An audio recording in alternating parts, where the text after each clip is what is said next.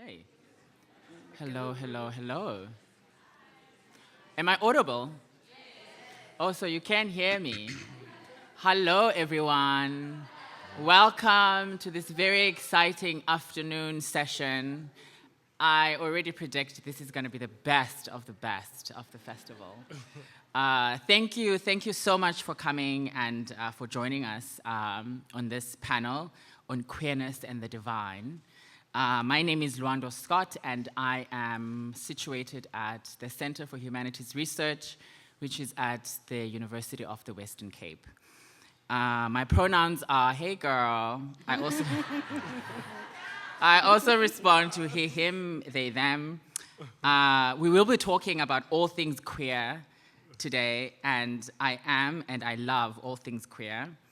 And yeah, I'm queer like I mean it, and I mean that. And can I just say, the OpenBookFestival is a great space. It's so nice to see familiar faces, introduction to new books. I think some of the coolest people in Cape Town hang out here. I mean, I've bought a lot of books. I don't know when I'm going to read them. And thank you so much, Frankie, and thank you so much to the Book Lounge and all the people involved in bringing us this fantastic book festival. It is a time to come together, a time to think together, to talk together, to laugh together, to cry together, all around feel together, you know? Also, of course, disagree together in this very small, very difficult, yet fabulous continent of ours. We have a fantastic panel this afternoon, a panel that has given us some gems in terms of books. Before I start, I would actually like to talk about the covers of these books. And also, if Frankie is here, next year, there has to be a panel on covers. I'm proposing, and I can lead it. And if money is necessary, you're all here, right? We can chip in. I'll leave a box by the door. You can put in some money. I really, really love the covers of some of these books, actually all of these books. And there were some amazing covers in there too. And I mean, some of them I would buy just for the cover. And I mean, there's something interesting about book cover art, right? And it's a joy in itself.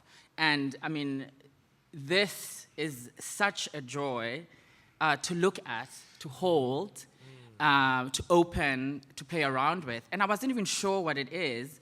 And it does also kind of lead you to the content of the book in many ways. I mean, the person on this cover, you know, they kind of have a bit of a chokehold on themselves, very suggestive. The lips are a little bit open. It's got this orange, fiery color. And they're wearing these futuristic glasses. I don't know what it is. And I just want to talk about this cover. So, I mean, I love this too. This is really, really, really, really amazing as well. And it also has a very interesting story. And of course, we also love this. Anyway, let's not, I mean, I could really just do this. So, Frankie, are you listening? Okay, so I will do a little bit of an introduction of our panel, and then from there, just to give you a sense of how things will go, they will do a bit of a reading, and then we'll go into a bit of a back and forth answer and question. And Eloghosa's cover is also, I mean, it's dark, and it is, do you want to hold that up? I mean, people to see. Vagabonds, you want to get your hands on that. Yeah, okay, so, and also, can I just say, I think I should have been a performance artist. I think I missed a turn somewhere. It's so lovely up here. Okay, let's do with the program now. So one of our authors today is Ohene Yaw Ampofo-Anti, who is a South African human rights lawyer with a Ghanaian heritage. He is no stranger to our shores here in Cape Town because he did his LLB at the University of Cape Town. He also has an LLM from the University of California, Los Angeles, UCLA, baby. His short story, The Promise and Pitfalls of Azania, will be included in Jalanda's 10th edition magazine. Ohene's book, which is this one, which has a fantastic cover, as I said, and his father actually did the cover of the book. So I think there really is this things about covers. We really need to talk about this. And then next up we have Maneo Mohale, who is no stranger as well, an editor, a fierce feminist writer, a poet, a must-see at OpenBookFestival. Maneo won the 2020 Glenna Luche Award for African Poetry for their debut book of poems, which is this, Everything is a Deathly Flower. Through this book, Maneo has delivered an exceptional book of poems. I love how Kopano Maroga writes about this book, I have to say. And I will quote just one sentence. I won't read the whole thing. I quote, "The work of Maneo Mohale is a family affair, an invitation and invocation of so many of their far-spread kith and kin of black and queer and femme lineage," close quote. That is many of us gathered here today, I just want to say. Also to say that I teach a course called Contemporary Issues in Women's and Gender Studies at the University of the Western Cape, and this book is part of my curriculum. Yes, this book is paired with Koleka Putuma's Collective Amnesia in a session I call Politics and Poetry, Poetry and Politics. You should register for the class. It is a queer African feminist riot, and it is absolutely fabulous. And our next author is Eloghosa Osunde, who is a Nigerian writer and multidisciplinary artist, a real artist. Their short stories have been published in Catapult, Guernica, Berlin Quarterly, and the Paris Review. Eloghosa's visual art has been exhibited across 4 continents. In 2021, Eloghosa won the Paris Review Plimpton Prize for Fiction. I don't know if it's SME or ASME award. SME, okay, award for fiction. And Vagabonds, the novel under discussion today, was a finalist for the Waterstones Debut Fiction Prize and longlisted for the Center for Fiction First Novel Prize. So that's my copy, actually, that they are holding on to. So I would hold it up now, but yeah. And then our last, but certainly not least, writer is Usia Khumalo, who is a writer whose work has appeared on the Daily Maverick and News 24. Sia is probably best known for his debut book with a very, very provocative title, You Have to Be Gay to Know God, which we love, and fits perfectly into today's discussion. Sia's book was longlisted for the Ellen Payton Prize, shortlisted for a University of Johannesburg Book Prize, and awarded the Desmond Tutu Garrett Brand Prize. More about Usia. He's an ex-military and a Mr. Gay World finalist. Yeah. So for all of you pageant queens out there. So today we're discussing Sia's book, which also has a religious kind of, religious connotation in the title, The Queer Book of Revelation. And again, I mean, this cover. Yeah, it's so ethereal, I can't. Okay, so I'm going to give over to the real stars of the show. If you can start us off with a bit of reading, and then maybe say a little bit something about what you've just read, and we'll go in order. Okay.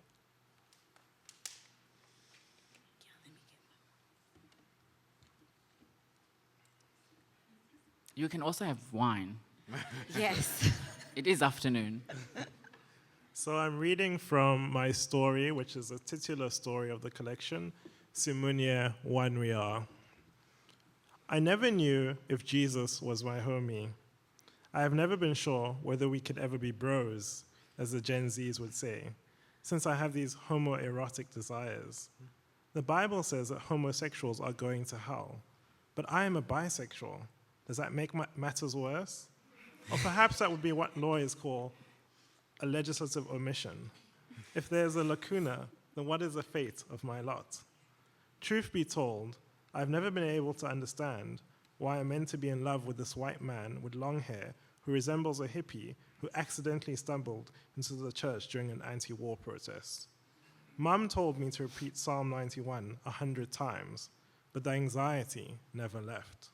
The pulsating heart, the throat pleading for water, the sweaty palms, and all the noise in my head never went away. It seems like it will never go away.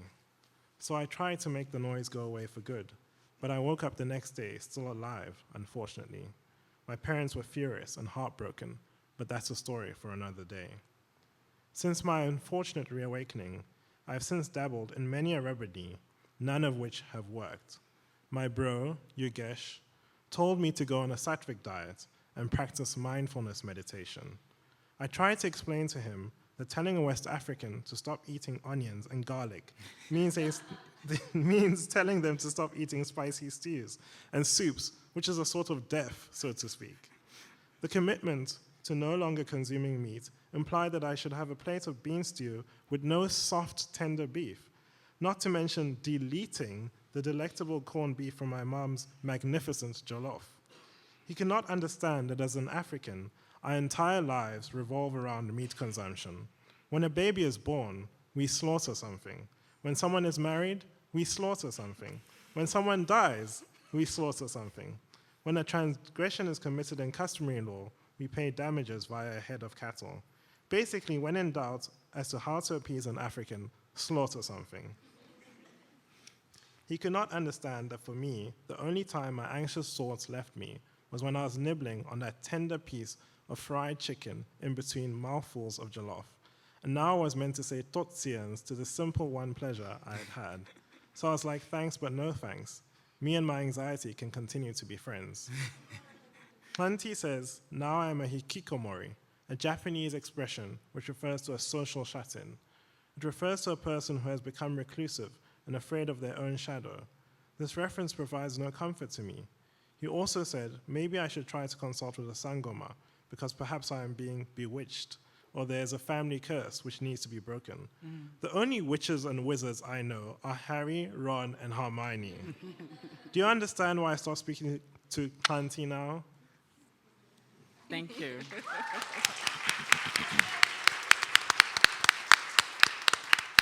Thank you so much. Do you want to say a little bit about the P?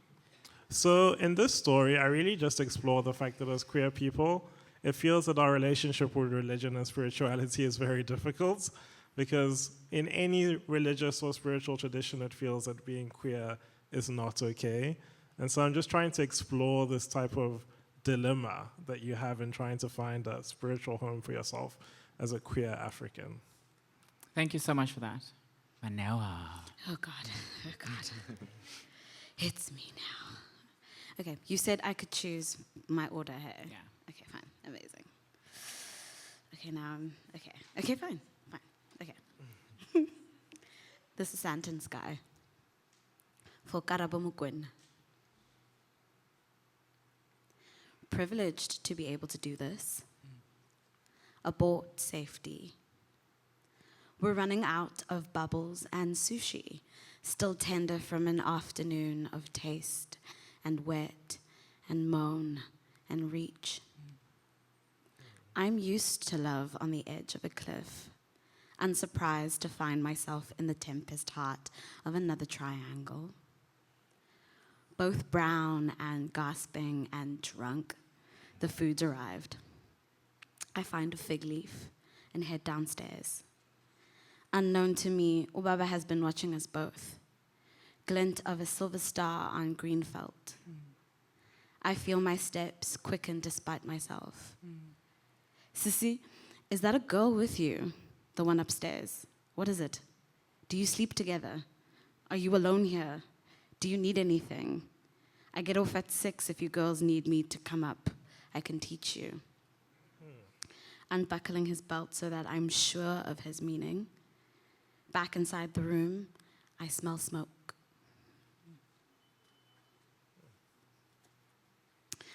This next one is Difaqane. Oh, okay.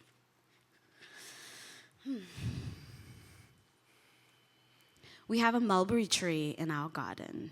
It is not ours. It grows on the other side of a white wall, yawning its branches over the electric fence that separates us from our neighbors. It sheds its black fruit onto the grass. The morning I came out to my mother, all my lovers arrived instead. I saw her horror rise as she watched them claw themselves from my mouth, hands gripping at my cheeks to squeeze themselves into the air. One by one, standing at my side with gemmed eyes and bound breasts and lips like plums. My mother's eyes like salt clouds scanning the row, searching for Jehovah, fruitlessly. That same morning, I stepped into the garden with bare feet, plucked the berries from the ground, crawled, and ate the sun-warmed fruit until my lips plumped as bruised smudges. Falling still, finally, sensing violence in the scattering.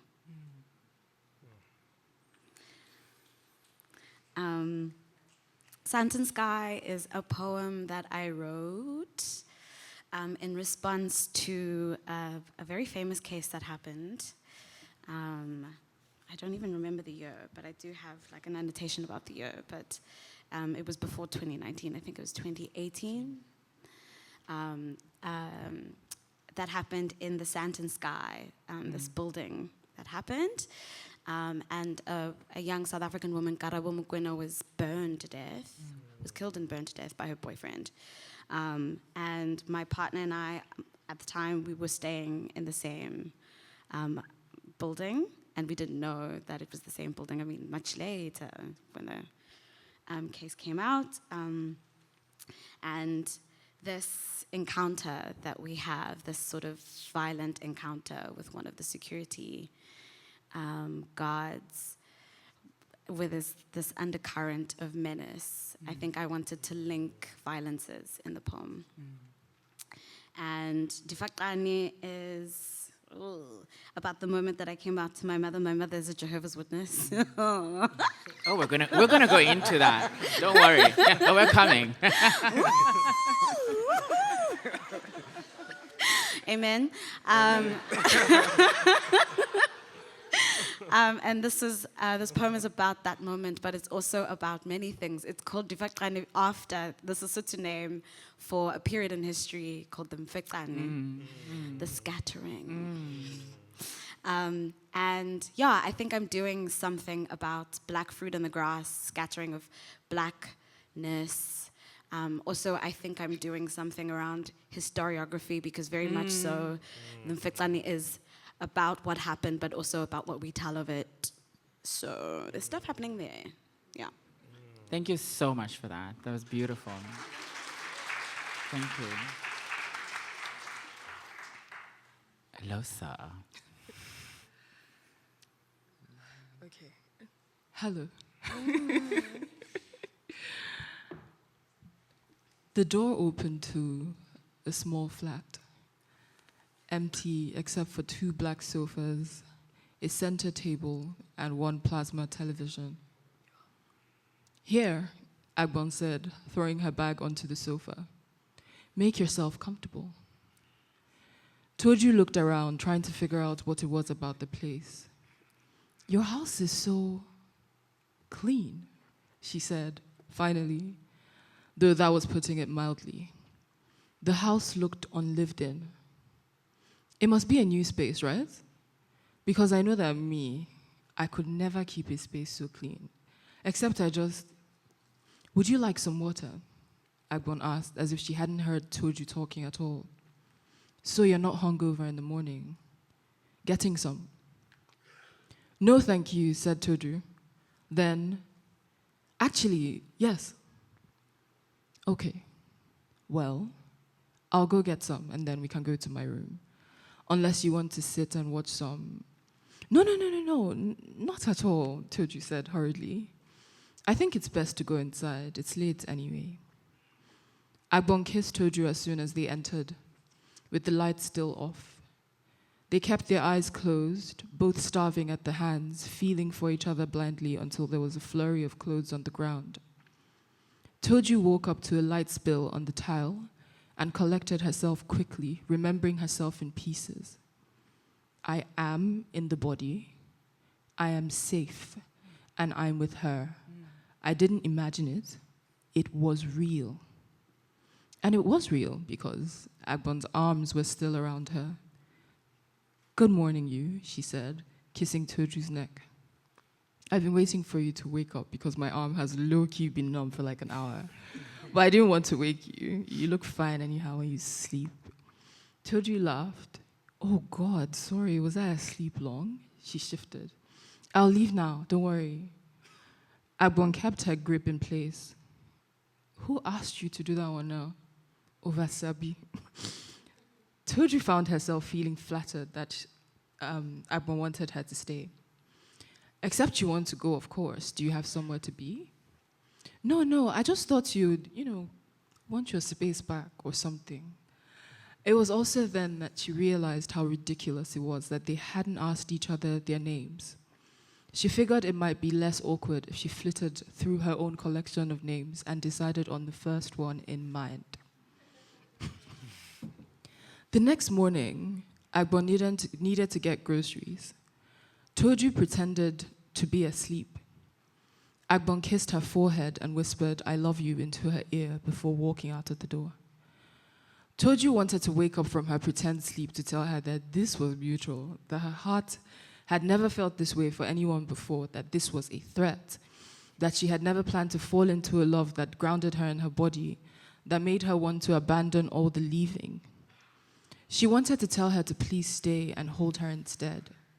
She even wanted to confess, to tell her about the hovering, about how she had left her body before and was only now wearing it again, how ungrounded she was, how gone.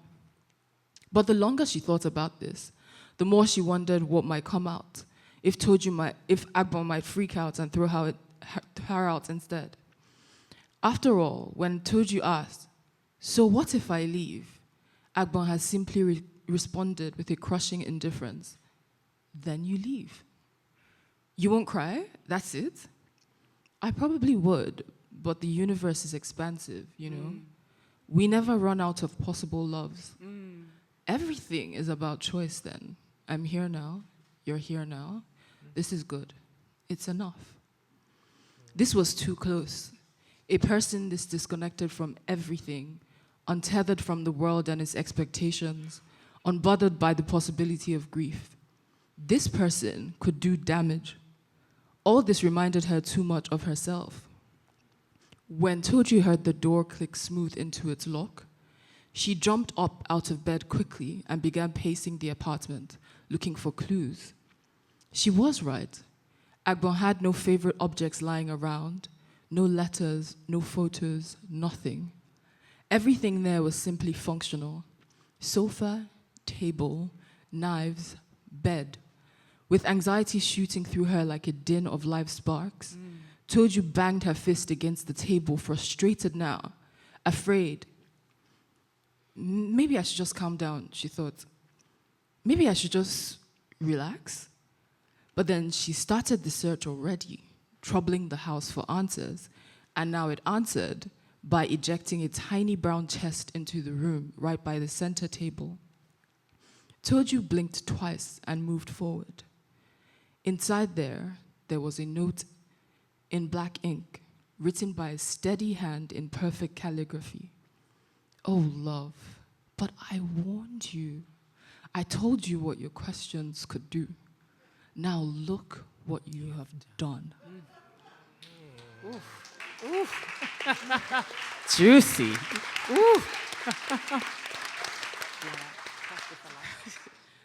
Thank you so much.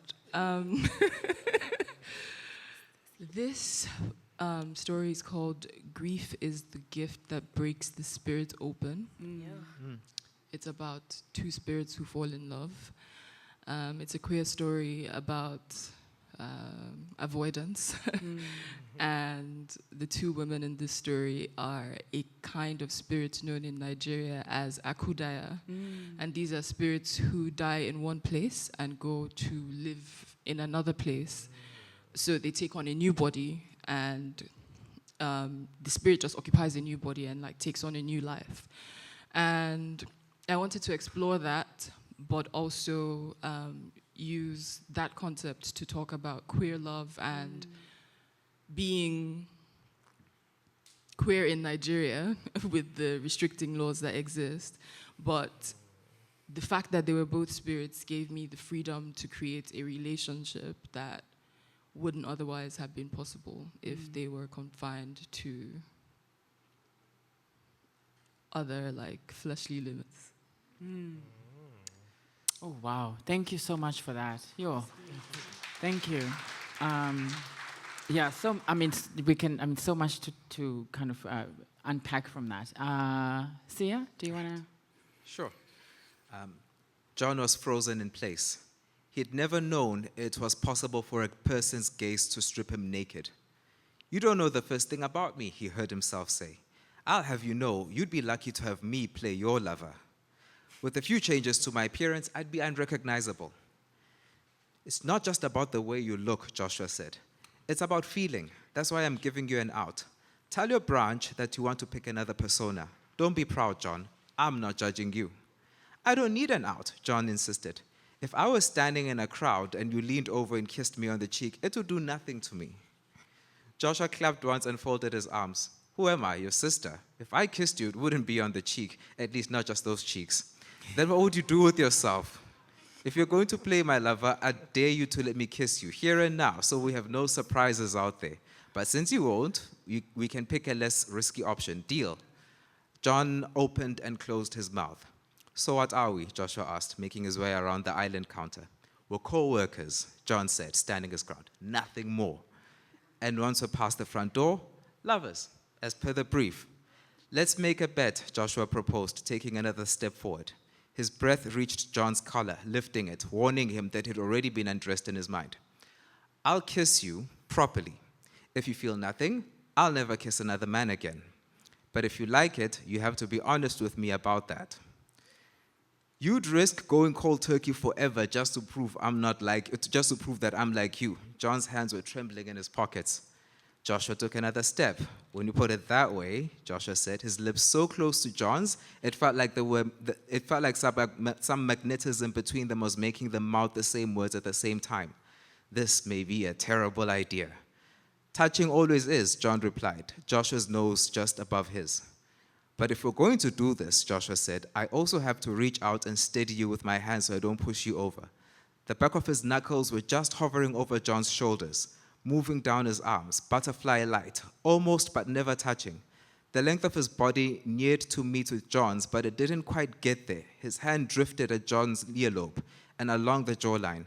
Just when John thought he couldn't stand the anticipation, Joshua's thumb caught the inside of his lower lip, smudging some of its moisture down in a gesture that suggested, briefly, the sensation of being turned inside out. That did it. Their faces closed in on each other, their lips locked, Joshua's tongue sliding into John's mouth, along the inside of his upper lip. John felt himself rise onto his tiptoes, pressing into Joshua, who pulled him closer. His hands rose into Joshua's dreads, deepening the bobs made by his head as his lips and tongue worked from John's mouth, then down his neck to the top of his collarbone. His teeth nuzzled where John's skin was its tenderest. John sent his own hands over the mammoth shoulders that flexed each time Joshua moved in for another nibble, each one feeling more bite-like, more aggressive, more essential for John's unraveling sanity. He then realized he was consumed by the sensation of wanting to be consumed. His moorings were loosened. He was out floating, upheld by legs that seemed to be standing still when they were actually churning depths he didn't know existed. "The Federation is my shepherd," he gasped, "and I shall not want things I should not have." Sure.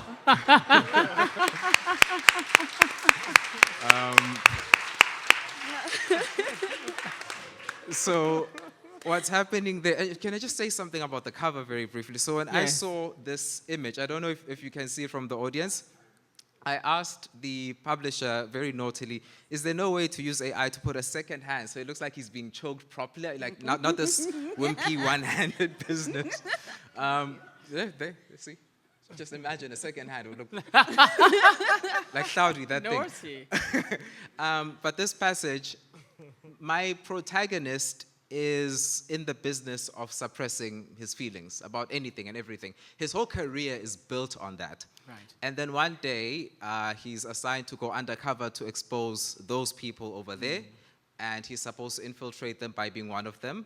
But now, the thing is he playing this persona, or is he exposing himself? So he's got that conflict going. It's a little gimmicky, but I had fun with it, because I mean, like, you get to write kiss scenes and things like that. Thank you. Thank you so much for that. Thank you for all of those readings. Yeah, I can clap. That was fantastic. I mean, there's so many. I'm also conscious of time, but we do have an extra 30, unlike the other people. But so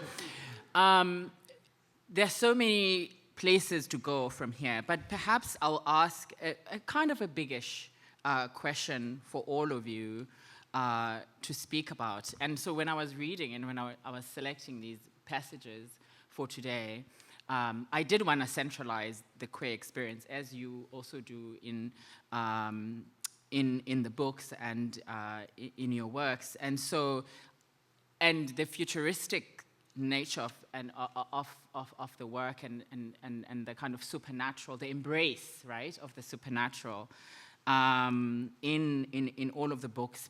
And also the moving, I mean, I suppose maybe this is a different question. I shouldn't overload you like that.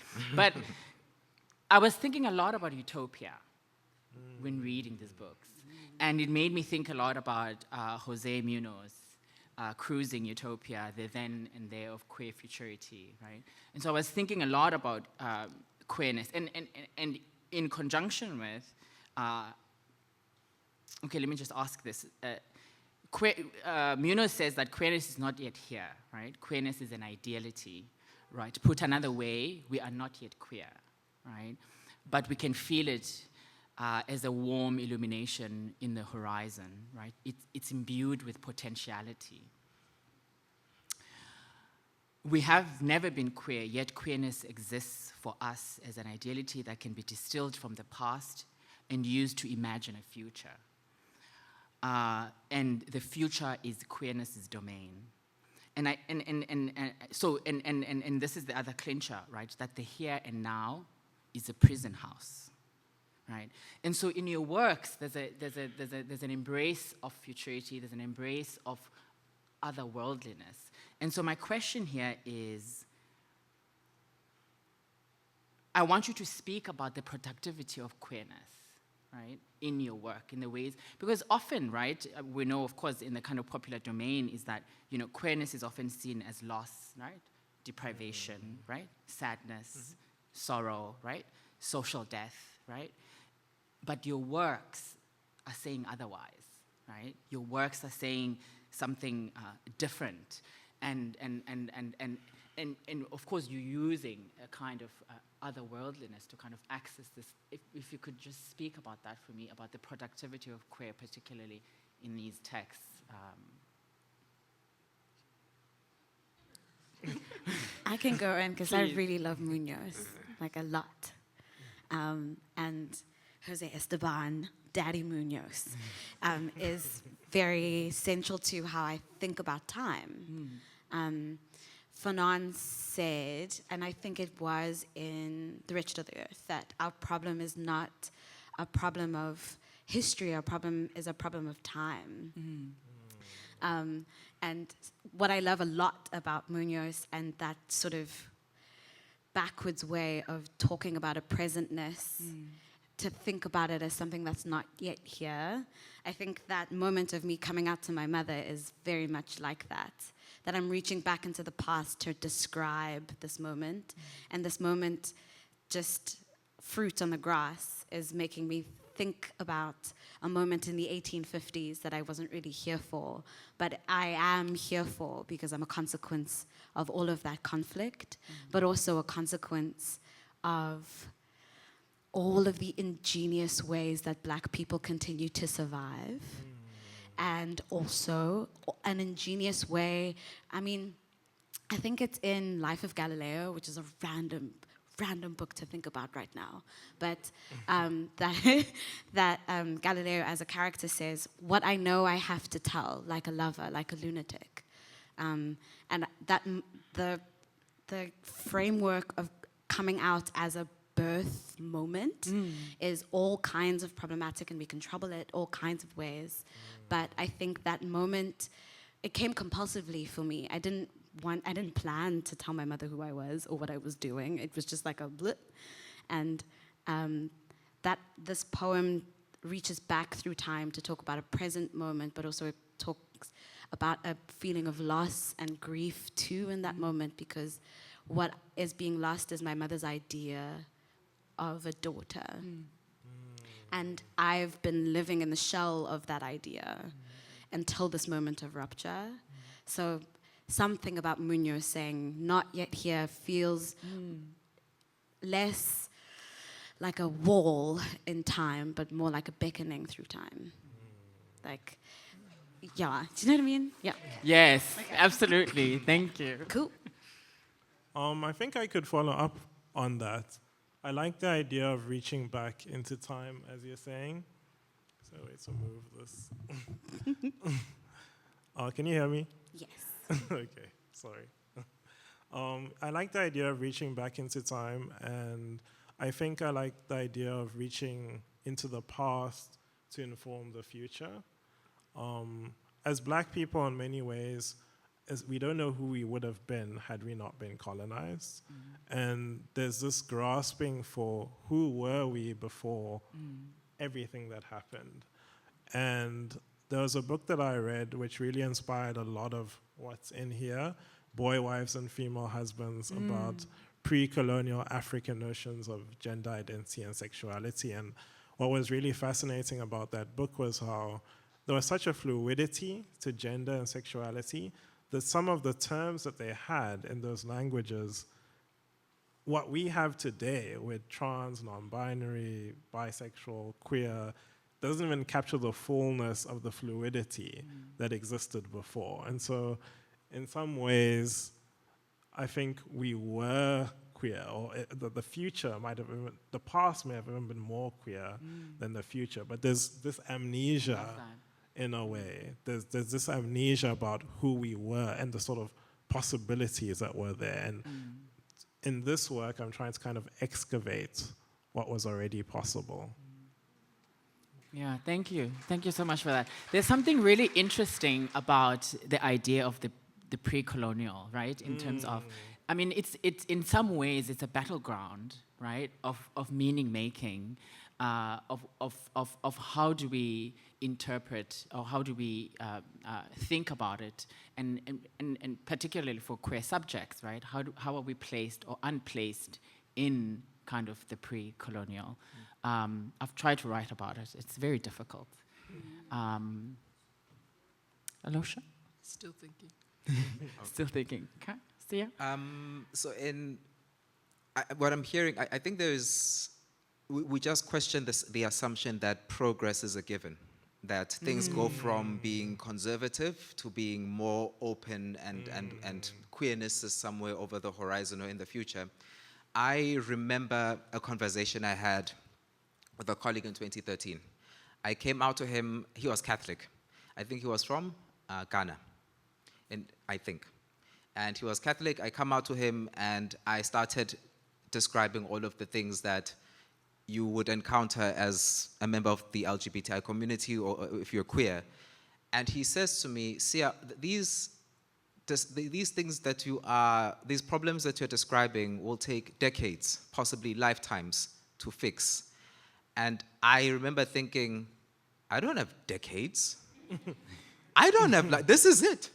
It can't be it cannot be not yet. It has to be now. So I've got an activistic streak. You can't tell me something is there. I'm like, no. Throughout history, people have bent the laws of morality and physics to make what they wanted happen now. colonialism said, we want extraction and labor now.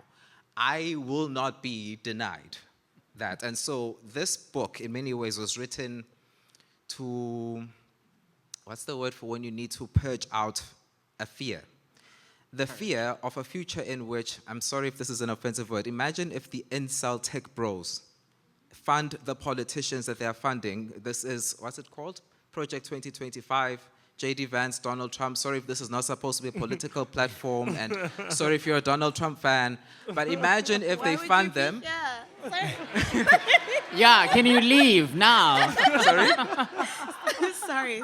I'm like, why would you be here? Also? But like, imagine if they fund them and the kind of future they want happens, and just everything that makes you human gets criminalized. Yeah. So, and in the case of my character, what then happens is, though he's keeping his queerness secret, it elevates his career because the robots can collect information. They're robots. It's sci-fi. Yeah. They can collect data about your nervous system, but they can't interpret it because they have no feelings. And the humans are also not supposed to have any feelings. So nobody's going to say, oh, this is what this means. But one day they catch him having a feeling that he's not supposed to have. So they're like, now tell us what it was like. So behind the scenes, he then analyzes his own bodily responses to something, and that gives them the key to decode what it means when that person's body temperature spikes, so that person's eye does this or that.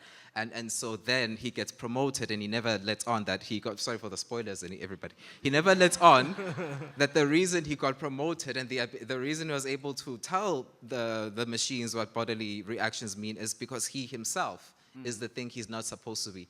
And so he has to navigate something that just when I was a kid, you have the church and you have the family, you've got these pressures saying you can't be queer, you can't be this, you can't be that. I'm like, imagine if tech becomes the new god and the tech bros have taken over and they're running that system, and now you have to do that all over again, but now there's technology that not only surveils you the way your neighbors can, but it can also decode you. Imagine being scrutinized and judged at that level. And I was like, we can't passively sit by and let queerness be over there and our present lived reality over here. If you want the fullness of life and joy, you have to fight for it now. Thank you. Wow. Thank you for that. Yes, you do have a line in there.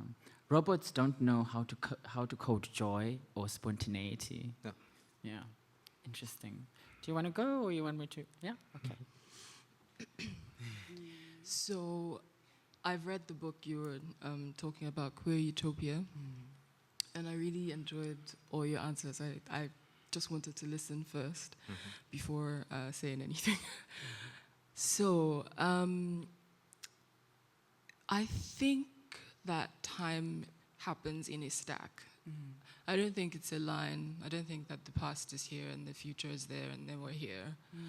I think it's actually a stack. They're all like active timelines. And we can choose where to operate from. I really liked and resonated with what you were saying about now, because one of my primary influences actually is the Bible. And I really love that the Bible says, in the beginning was the Word, and the Word was with God, and the Word was God. I think that the world we live in is literally made up of stories. Like, everything is a story. The law is a story. How medicine operates is a story. How we relate to each other is a story. How we are able to function in relationships interpersonally, that's a story. And stories are always being made. Stories were made in the past. Stories will be made in the future. Stories are being made now. And in the now, I refuse to believe that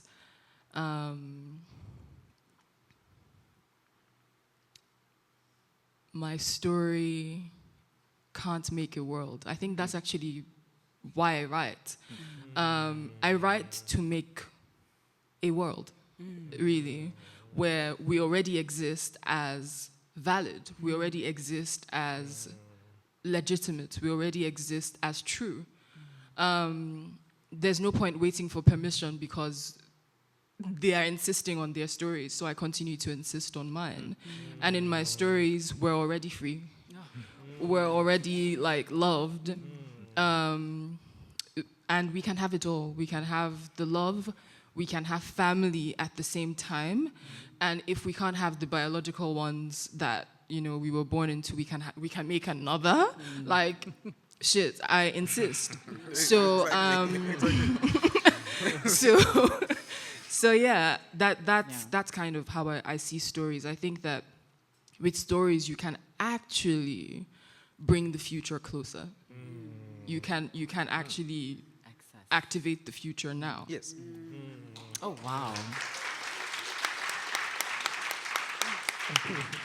Sure. Thank you so much for that. I feel like we're in church. We were actually talking about that.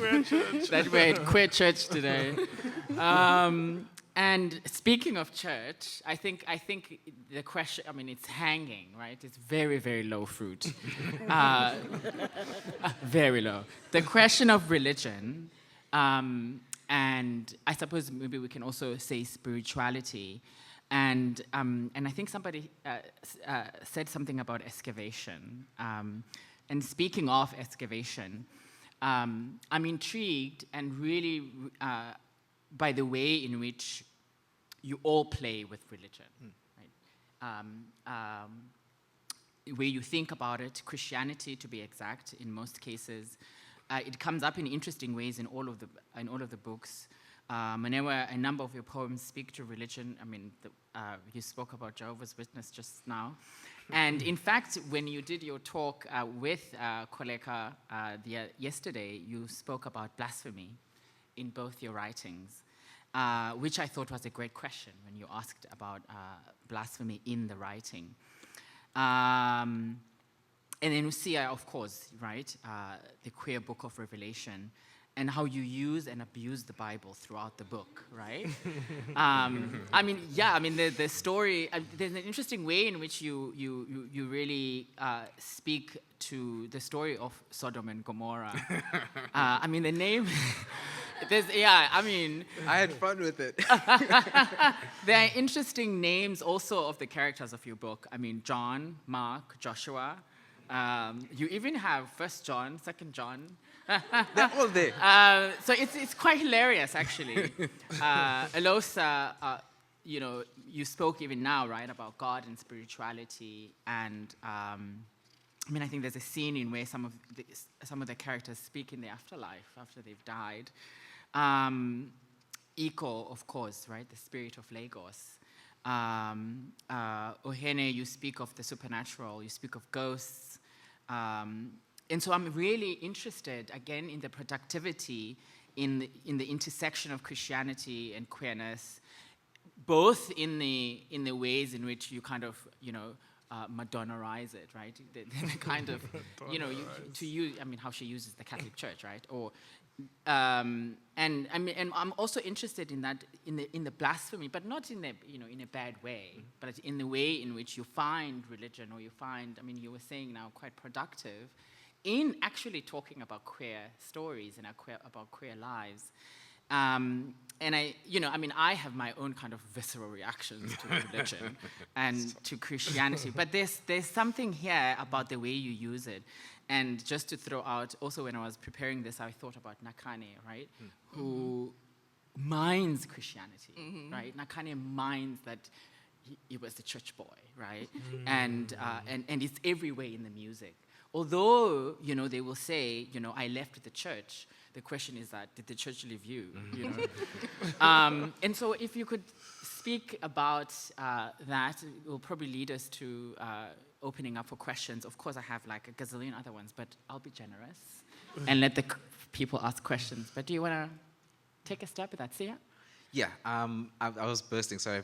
I could see. When people speak about blasphemy, I immediately think of this debate I keep getting into with people, where one of the 10 commandments, and I do not ask me what the other ones are, but one of them is, thou shalt not take the name of the Lord your God in vain, which most people then think means you can't say things like God damn it, or this, that, and the other. But it really means that if you claim to believe in God or follow God, you cannot take that responsibility lightly. So when people encounter you, if you are self-righteous, you have taken the name of the Lord in vain, even though you may not be blaspheming explicitly. So the people who are going around swearing are not really guilty of much. And the reason, it seems like a small point. It seems like a small point, but it ties into what I did with the story of Sodom and Gomorrah in the book, where, who remembers that story from Genesis 19? It's, what happens there... Well, queers get punished by that story. Oh, yes. What happens there is, we mind Christianity because we love being subversive, we're queer.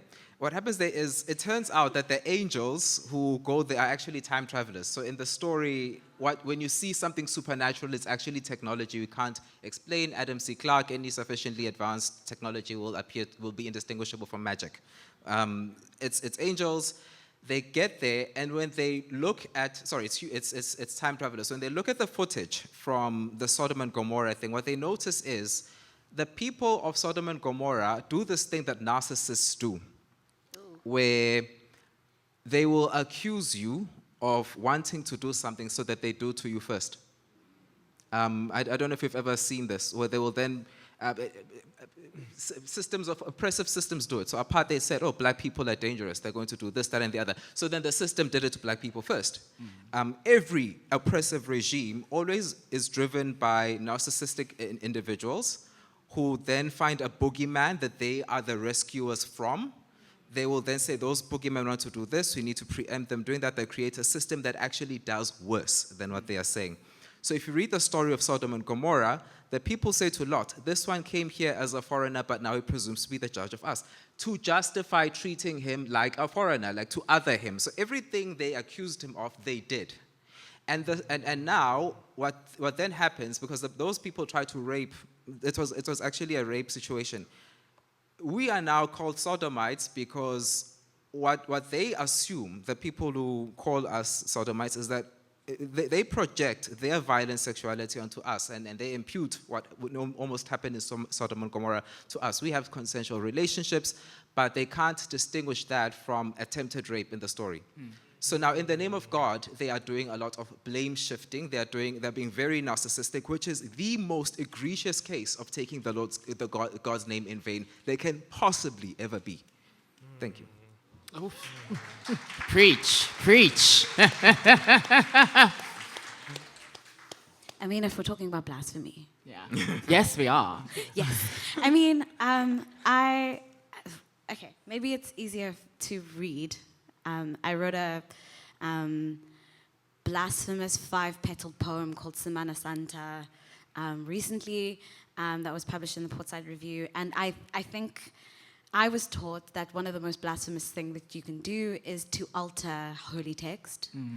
So I did. Oh, please. Please. Yeah. I love this poem. And also another thing that I like drawing from the Bible, like the Bible is a deeply delicious text to draw from. And one of the things as a poet that I really love stealing from the Bible is a sense of rhythm. There's like a song, poetry. Music is a deep poetry about it. So I'll read the blasphemous poem, and then I'll read another poem that's also named after one of the boys in the gospel. Yes. And then I think, let me figure out what's going on here in my life. Oh my God. Okay. So this is called Midheaven, Paternoster. Paternoster means our Father. Fun fact. Let a good story begin with palms. Double thundered in meeting, double folded in twin greeting again. Let the buds whisper, here again, give me lilt and lyre, call attention, soft fur, fire buds, creatures of electric air, as the elder griot bows, agree now, in bronze grass, agree now that you were human. Unrelenting, unribboning song was song that brought me to him. In this lifetime he finds me velvet-backed, nestled near a narrow haunt, sunned by red light, having remade myself boy. Neon, unthroated. There's he, shadowy stood little Orpheus, all a sniff, lileless. We look good in cosmic time. Graft, we'd be spots of starlight, storming, connected in Cassandra red conspiracy thread, all constellation-like. On Wiki's authority, muses carried his strings to heaven, placed in dapple blacklessness, star ash, across a field of violets, exactly 2 forevers ago, he finally tells me to hush. Just pucker your lips, honey. Pray. Okay. Heels in the moss then as greeting. My matter, who is mid-heaven, handful of thy mane, thy shore denied, thy quantum-eyed, on earth as exiled from heaven. Teach us to crave our daily bread and give us our sin, as we forget those that sin against us. Steer us not out of temptation, but deliver us from evil. For thine is the kingdom, the power and the glory, forever and ever. Amen. Amen.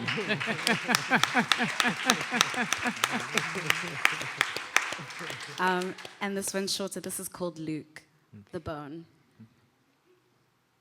No, I'm lying. This is called John. We The also bruise. just confuse our guys sometimes. I mean, yeah. This is called John the Bruise. John the Baptist. Yes, and this is all about rhythm. As the curl, as the threat, as the truth, as the pain, as the sad, as the boy, as the act, as the acts, as the chest, as the church, as the turn, as the fall, as the tongue, as the rope, as the dark, as the hurt, as the light, as the knife, as the whip, as the shade, as the shades, as the sigh, as the lie, as the roll, as the dome, as the gag, as the tooth, as the grass, as the grace, as the graze, as the good, as the bruise, as the past, as the past, as the past, as the pick, as the star, as the scarf, as the switch, as the scar, as the strike, as the shock, as the care, as the bind, as the shame, as the shame, as the same.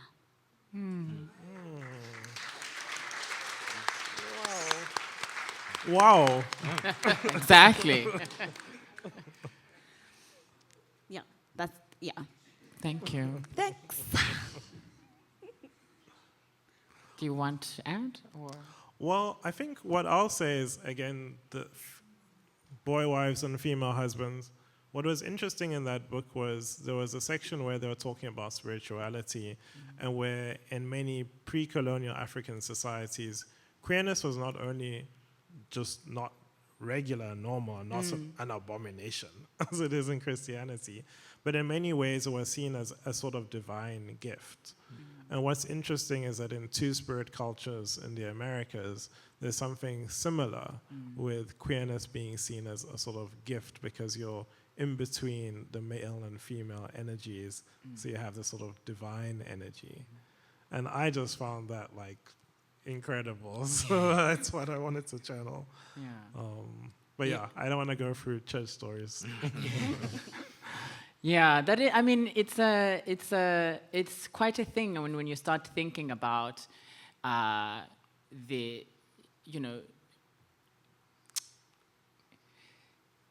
limits of the ways in which we've thought about coloniality, right? In that we often think about it on the limits of race, right? And that we don't think about the expansiveness of the pollution of colonization on our cultures, on our ways of being, including gendered ways of being, Exactly. and sexualities. Exactly. And so what you're saying is pivotal in the sense that, in the age of quote unquote, decolonization or decoloniality,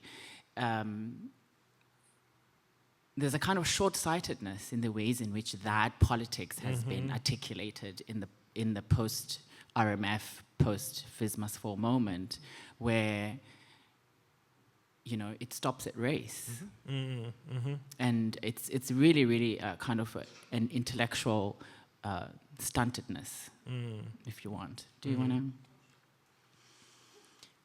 to? Okay, so my thing is I don't believe in blasphemy because I don't think that we can ever finish making stories about God. I think that something I say quite often is that the Bible is an anthology of stories actually about God. So like the stories about God can never be done. Like when I left church, I had this moment of thinking, if I live outside of what's said in the Bible, then I'm outside of God. But I can't be outside of God. Like, if God is accessible to anyone who wants God. And because I am in connection with God and I was made by God, I have the authority to speculate about God.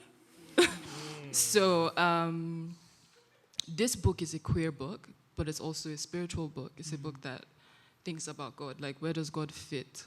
How does God feel about power? Is God always good? I don't think so. I think God is wide. God is vast. I don't think I can be more complex or layered than God, and I am sometimes dark. So, what does that mean? I'm sometimes jealous. So, what does that mean? I can't be darker than God. I can't be more complex than God. So, I don't believe in blasphemy. Like, even my most deviant self is. I'm not I can't imagine more than God. Even at my most deviant, God is bigger than me. I think. So that's where I'm at.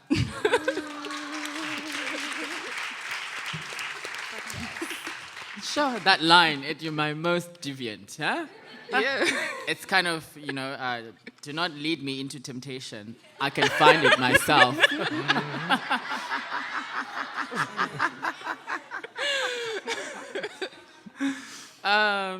Okay, so this is so much fun. I was going to ask something about spirituality, but maybe I must just actually, we've kind of now talked a bit about that. And maybe one last thing before I open it up, because I think I'm imagining there's some really, really juicy questions coming from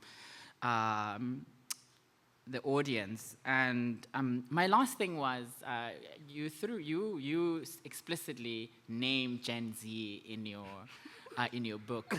And I'm not sure if I remember a Gen Z specific comment, but I'm interested in how you think about your readership and who you are writing for or about or towards. I don't know what's the actual right wording there, because of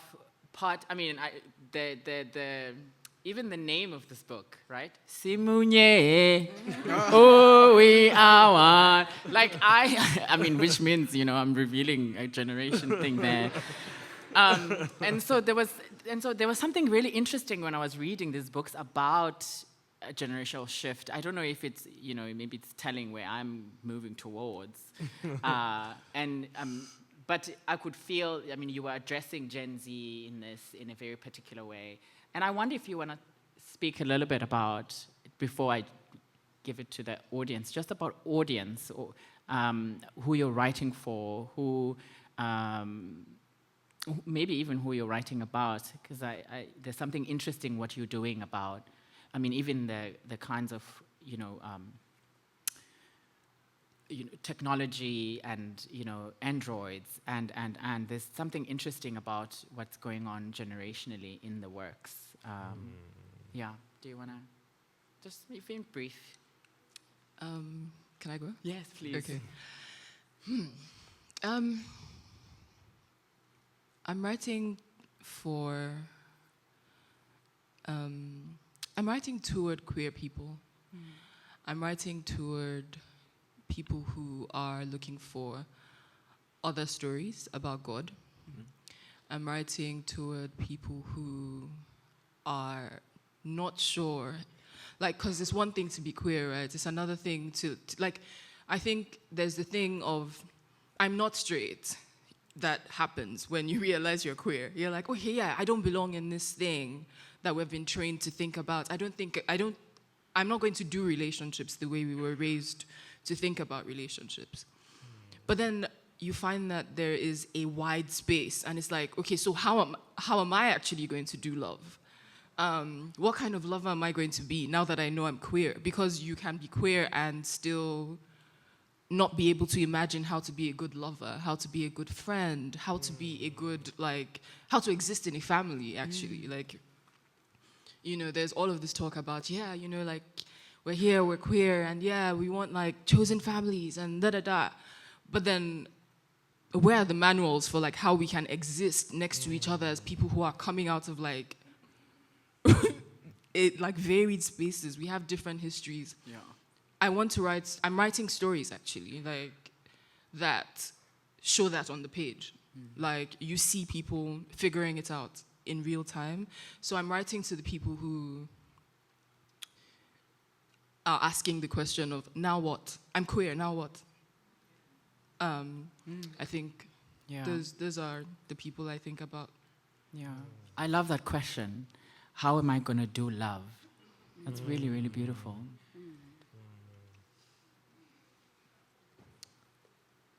Well, this is awkward for me because when you get caught, you've written a love letter and you left it blank where it says to whom you're addressing it, and now everyone who was this intended for? And you're like, hey. Yeah.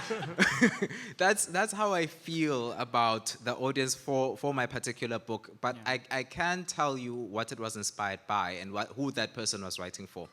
So when the church was young and subversive and messy, you had people who were just all the wrong people, all the deviants were part of the early church, and it was less a rules-based religion. John, the author of the original book of Revelation, he writes this document. It's the book of Revelation. The genre is apocalyptic. That means he's saying, not apocalyptic in the sense of everything's falling apart, but in the sense of here's what's happening politically. Here's what's happening technologically. Here's what's happening around us. We're going to describe it in symbols and contextualize. We're going to locate ourselves in the map of everything that's going on so that we can freaking survive. And I feel like we may need another one of those that's saying, okay, here's climate change, here's tech, here's nuclear, whatnot, and here's politics. A lot of it is anti-queer. Let's write a story that helps orient us to how to navigate this, that helps us to, it's symbols that say, we're able to, okay, that's, quick example, who's watched Chaos? This new series, you've seen when they do that thing, Vero? Not yet. Okay, so my villain, for an example, one of my villains is called Veronica. Yeah. Did you pick that up? Yeah. So why will there be a convergence? More and more writers picking up on because it's Latin for truth and Veronica's true image. So a lot of writers are starting to pick on the same types of symbols to describe the same types of situations, which is why, for an example, I run a Substack where I say, here's why this person constructed this particular series this way, and these are the similarities. Because initially, Queer Book of Revelation was really just reviewing all pop culture and saying, here's how pop culture is very similar to the Book of Acts, the Book of Revelation, because again, it was people contextualizing to one another what they were going through. Yeah. Thanks. I think as a poet, I'm always trying to figure out the weirdest way to tell my secrets in public. Exactly. And it's a process that demands that I don't think about who I'm talking about and who I'm talking to. Not because I'm not thinking about who I'm talking to, but because I have to listen very carefully to myself in order to talk and to find out what it is I even want to say. Right. I think that the process of writing for me is the process of figuring out what I think about things and how I feel about things. Yeah. And I also really like puzzles, and I love codes, and I like speaking in codes, and I love the sort of matrix of language. I love laying language over a secret like lace and seeing how that distorts things. Right. So yeah, I can't think too much about who I'm writing to, because I have to think very carefully and listen very carefully from like who I'm writing from. I love that. I'm so glad you answered before me, because I always struggle with this question of audience, and I think I relate a lot to what you're saying. I think for me, I mostly find myself drawn to a story because of things that I find which are difficult, which nag at me, which frustrate me about society, both here in South Africa, as Africans, as Black people, as queer people around the world. And I find myself drawn to trying to figure out how I'm feeling about it. And Yeah. similar to what you're saying, it's more that when I write it, then I figure out how I feel about it. So I don't really like the idea of having an audience and writing for someone. Right. It's more, I'm trying to deal with me and listening to myself. And if it resonates, then that's great. If it doesn't, then it does not. Can I just add one more thing to that? Sure. So when I was sent the picture of the book after it was published, my first reaction was, what have we done? Like, this is now a physical thing that somebody else is going to be reading. So I completely, yeah. The panic. Okay, so we'll grab some questions from the floor. We are at 15:13, and we have really strict guidelines to leave this place at past. And so I will entertain questions, but I do also have a guillotine if you're going to tell another story. So if we could have maybe 3 to 4, I see 3 hands already. Okay, 4. So it's 1, 2, 3, 4. Right. You if I'm yes. Okay. Okay, please cut me off. The first part that I was thinking, I'm going to try and do this very quickly because guillotine. The first thing is, I had this thought as I was sitting, listening to this blasphemy thing, and I sat there and I was like, oh my God, what it actually then means is that in a white supremacist world, being Black is blasphemous. Oh my God, but sitting here in a patriarchal world, being a woman is blasphemous. Oh my God, being like in this heteronormative world, being queer is blasphemous. Now I'm sitting after Sia gave his answer. I've changed. Us heteros are problematic. That's fucked. So, in a heteronormative world, being a hetero is blasphemous. That's now how I'm changing my thought. In a patriarchal world, being a man is blasphemous. Stop your blasphemy. But as a hetero sitting here, hearing all of this coming out of fiction that is maybe true, Maneo, because you are telling your truth during poetry. We don't know. But how do I then sit here and the worst thing as someone who's committing blasphemy, being a hetero, and being my problematic hetero. Okay. How do what give me a line out of each of you, a line, a paragraph, a chapter, like a page, where I can go to my daughter that she never has to come to me and say, I'm coming out to you, I love so and so, but I never have to expect her to come up to me when she's dating a man. Okay. That's one. Hold that. So that, we can answer in a succinct and well-rounded fashion. Thank you, sir. Thank you, and I'm enjoying this so much. Particularly through this whole conversation, I've been just this hint of the erotic. No, it's not a hint. It shouldn't be a hint. Or maybe it's just sprinkled everywhere, And I want to pick a little bit on that, particularly since we're looking at religion, even though we've mostly looked at Christianity, but broadly religion and this sense of the erotic, the desire.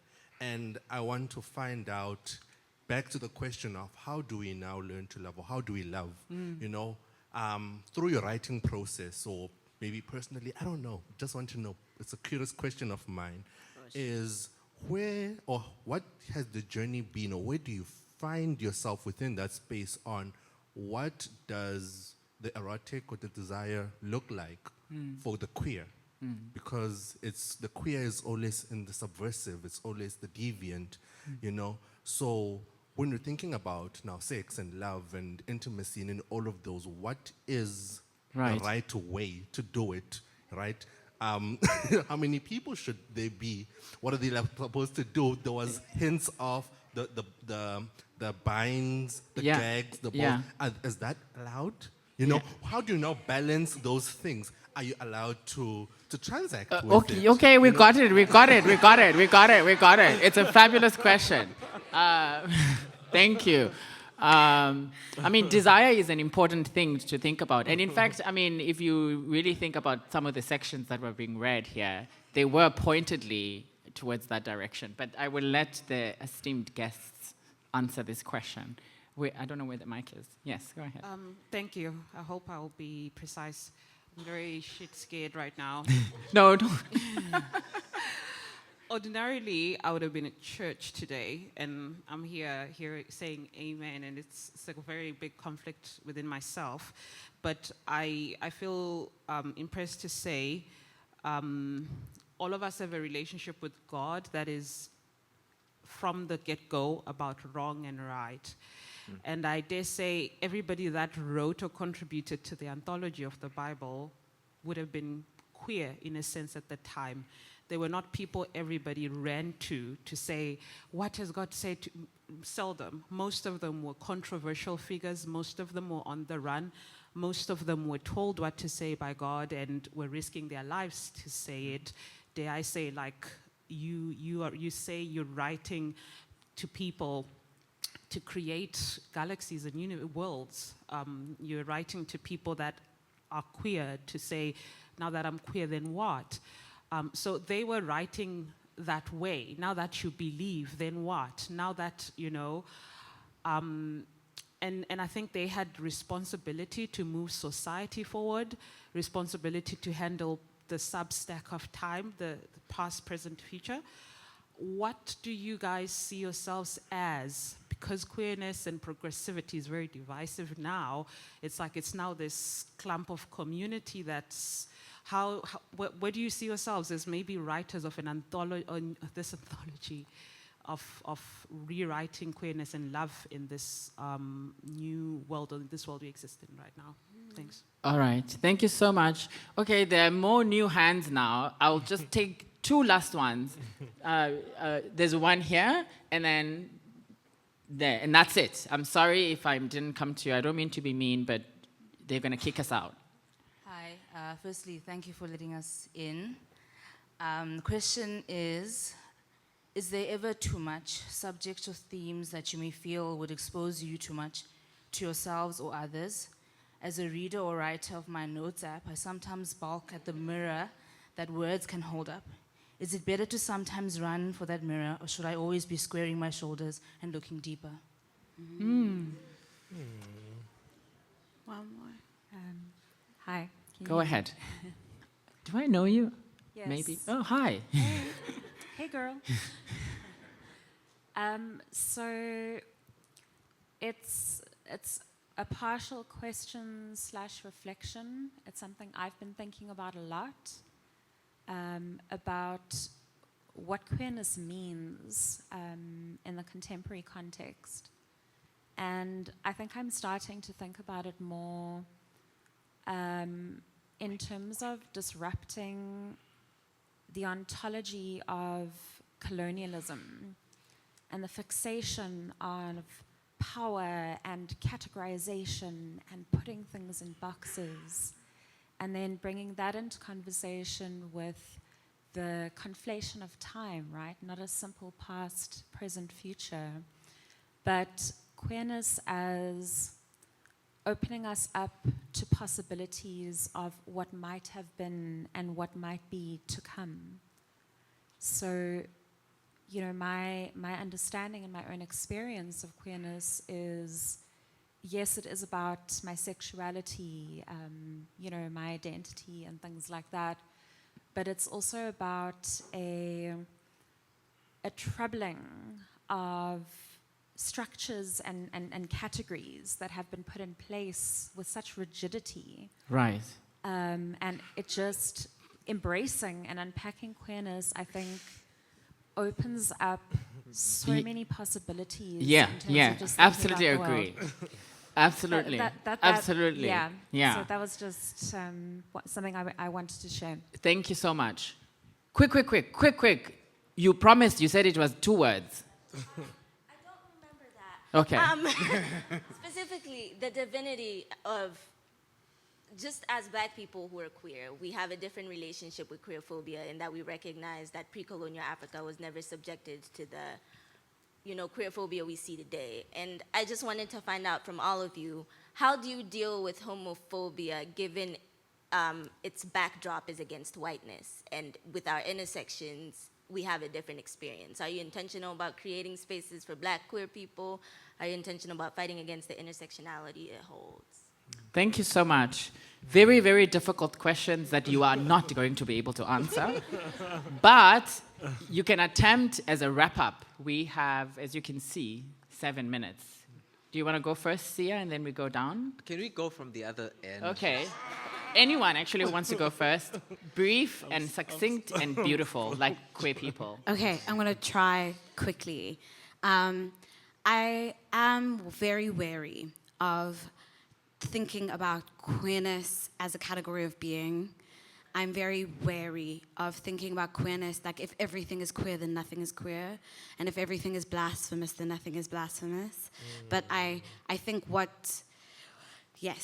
I rest on theory a lot of the time, and I rest on theory that's not just like words from books, but theory that rests on a word now that feels a bit weird to say, but like lived experience. But there is no text without flesh. And bell hooks. Whenever I think about queerness, I think about bell hooks, and she said that queerness is not really about who it is that you're sleeping with. That could be an aspect of it. Right. But queerness is about a self at odds with the society that it finds itself at. And that tells me something and signals something about power. That you can't, it's not about closing off categories of being, but it's about highlighting structures of power and people, entire communities, entire timelines, entire nations, entire categories of being that are subsumed under nodes of power. And those selves that are at odds with the structure, that's what being queer means. And that's always fluid and always contingent and always responsive to an environment and a matrix and many different structures that we call intersecting, but not all of them are intersecting. Right. So, yeah. Thank you, Maneo. Yeah? Well, I think responding to the last question/reflection about what queerness means in the contemporary context, I think for me at least, what's interesting about, say, bisexuality or non-binary gender identity is that once you start questioning the binary of gender or sexuality, it opens up the question of many other binaries that exist, which are very much functions of colonialism. And so I think that idea of both and or, that fluidity, that in-between things, is something which I think is quite powerful that I found for myself in queerness. Yeah. I think, just to piggyback a little bit on that, I think this is the power of the trans movement. Exactly. Right? It destabilizes everything, right? You have to think about how, it's building management, it's architecture, everything has to be rethought to think about how people navigate a space. Where do you put your lavatories? How do they look? How are they shaped, right? So there's a questioning of things that have been taken for granted. Exactly. No, please. You go don't ahead. have to if you don't. Okay, fine. you I'll- wanna- I'll- no, I'll do it. So there was a question about blasphemy, and then there were these being straight in a heteronormative world, etc., etc. And the one line is, you have to be gay to know God. And then there was a question about how do we love? I think, if I understand it correctly, how do we love when we've been entrained into hating the way we love? Just to, is that correct? Society has to choose what kind of people it wants. Either, because for me, the choice is this stark, especially if you're a parent. Either your child is going to not observe things like consent, is going to be a thief, is going to be, or they're going to be loving, but you don't get to choose who they love. Pick one. Because you cannot, you can't, as a society, want well-adjusted kids who grow up to be loving if you're also going to police the gender of the, like, it's you pick a struggle as a parent. There were more questions, but I don't think, I think given the time, I should just, thanks. Eloghosa, do you want to? No? You're good? I love that.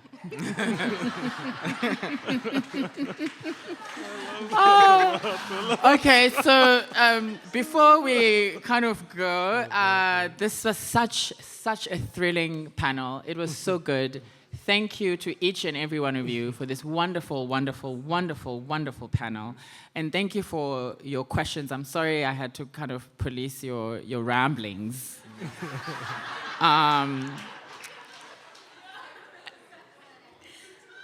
I want to say, I went to go see a show at the back. I still have 2 minutes. I went to go see a show at the Baxter, Metamorphosis, and it is about re-enchantment, basically, that the world has lost a kind of magic or a magical thinking, and it pushes for a kind of embrace of this and what it means to be alive and not just to know things. So I say from your books, from your words, from your stories, that it is okay to lean into the magic, the supernatural, the gods, the African cosmology, that the scientism approach of data and verifiable truths has not served us as a species, and that a little bit of an enchantment is good for the soul. So these books are a reminder of the magic of queerness, a magic that even us queer people cannot distill, perhaps even don't want to distill.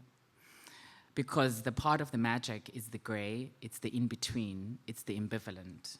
Therefore, these books could be a warning that actually the desire for heteronormative